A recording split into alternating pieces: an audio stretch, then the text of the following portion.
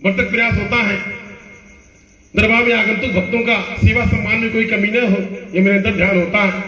मेरा सबसे प्रिय का आप भक्तों से बात करना, लेकिन आप लोग पचारा सुनाने लगते हैं। तेरे से कोई मौका मिल जाती है बातें कि वजह आपके मतलब आंखों की भाई छू नहीं पाया, आपके भाई ऊंचा पड़ जा गया आने जब नीति पर क्यों पर पापरा पचरा पर सुनाने लगे मतलब जय पतोया बेटा हुआ तमा ससुई तमा फलाना तमाम बात पकड़ एक काम करते जब कब कब ये तो आपको याद पड़ जाता है, क्योंकि एक बात कहते अरे बता तुम्हारा बाप है बाप हो पड़ पड़ा जरा माई तरी सन बा क्या मार बहनिया तुम्हारा बारा याद पड़ जाता है ये प्रकार से।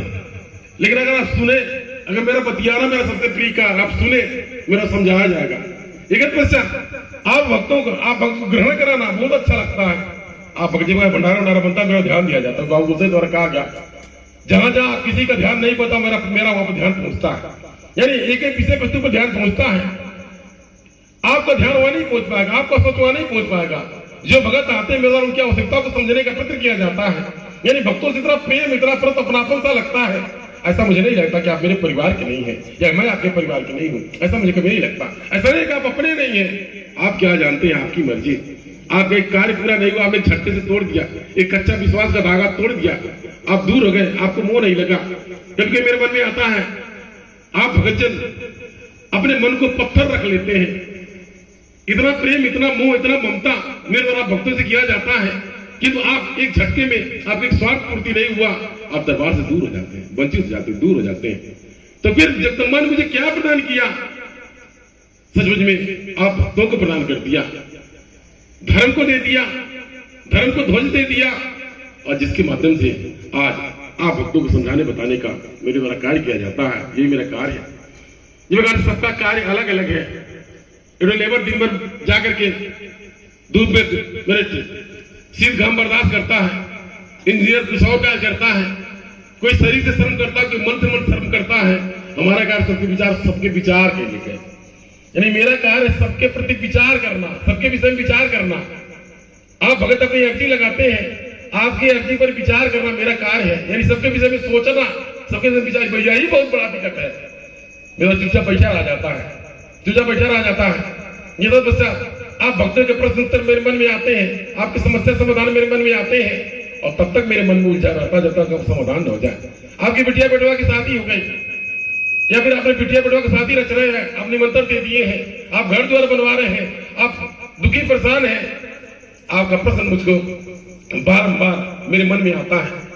आपकी ये भी जानकारी हो जाए, यदि किसी विषय वस्तु का, किसी भगत का प्रश्न, किसी भगत का समस्या यदि मुझको बेचैन कर देता है, तब तक बेचैन कर देता है उसका समाधान न हो, यानी मेरे द्वारा मन से मन में चिंतन किया जाता है, अपने शरीर की भांति उस भगत को सोचा जाता है, क्या जो हाल उस भगत का है अगर तो मेरे मानव शरीर का हो जाए तो क्या स्थिति होगा।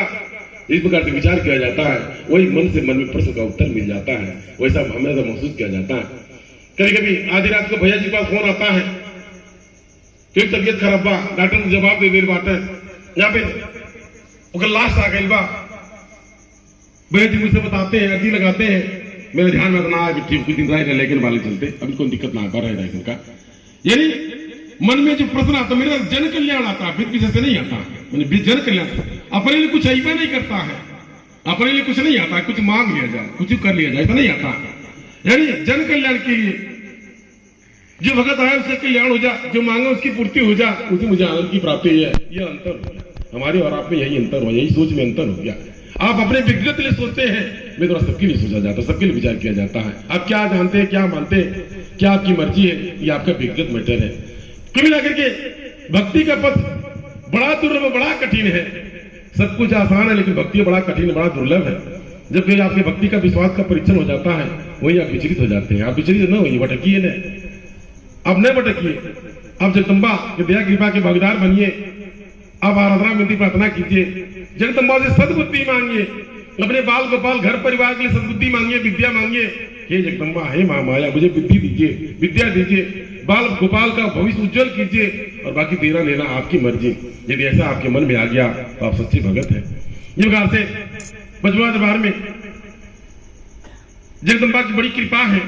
शिक्षा संस्कार सद्बुद्धि की देवी बजवाली माता, जहां से विद्या बुद्धि प्रदान किया जाता है, मेरे द्वारा बताया जाता है, मार्गदर्शन किया जाता है। आप क्या समझते हैं, क्या जानते हैं? बच्चों को पढ़ने की प्रेरणा प्रदान